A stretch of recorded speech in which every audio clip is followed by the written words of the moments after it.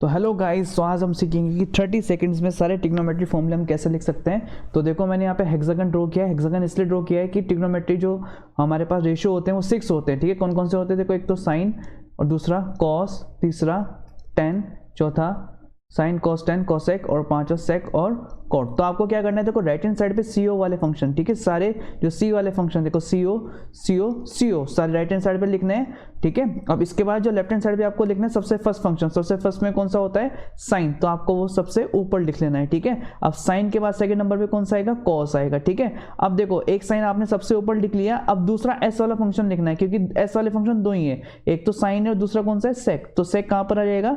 ये last place पर आ जाएगा यहाँ पे, और जो सेक है इसको यहाँ पर लिख दो आप एज इट इज। तो कितना हो गया? हो जाएगा आपके पास कोसेक। अब आप देख सकते हो यहाँ पे कॉस ये हो गया, कोसेक ये हो गया, तो एक हमारे पास सीओ वाला फंक्शन बचा है जो है कॉट, तो ये कितना हो जाएगा? कॉट हो जाएगा। अब एक फंक्शन बचा, वो कितना हो जाएगा? यहाँ पर 10 हो जाएगा। ठीक है, और यहाँ पर आप बीच में 1 लिख सकते हो। अब देखो यहाँ पर इसके डायगोनल को ऐसे करके आप मिला दो यहाँ पे। अब यहाँ पे देखो जो रेसिप्रोकल फॉर्मूला बनेंगे तो हो जाएगा sine theta is equal to हो जाएगा आपके पास sine theta is equal to 1 upon cosec cosec theta.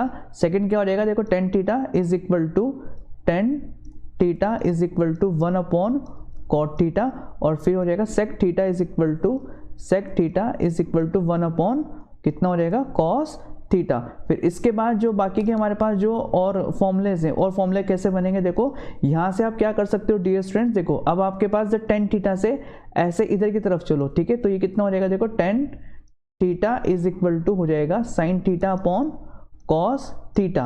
अब यहाँ कॉट थीटा से इधर की तरफ चलो आप वापस, ठीक है, तो देखो cot theta is equal to कितना हो जाएगा? Cot theta is equal to हो जाएगा cos theta upon sine theta. तो ये बन गए हमारे क्वेश्चन फॉर्मूला। अब कुछ हमारे पास स्क्वायर वाले फॉर्मूले होते हैं, तो देखो कैसे चलेंगे। बीच में यहाँ पर देखो 1 है हमारे पास, तो पहले हम ऐसे देखो क्लॉकवाइज चलना है आपको, तो क्लॉकवाइज चलेंगे तो पहले क्या आएगा?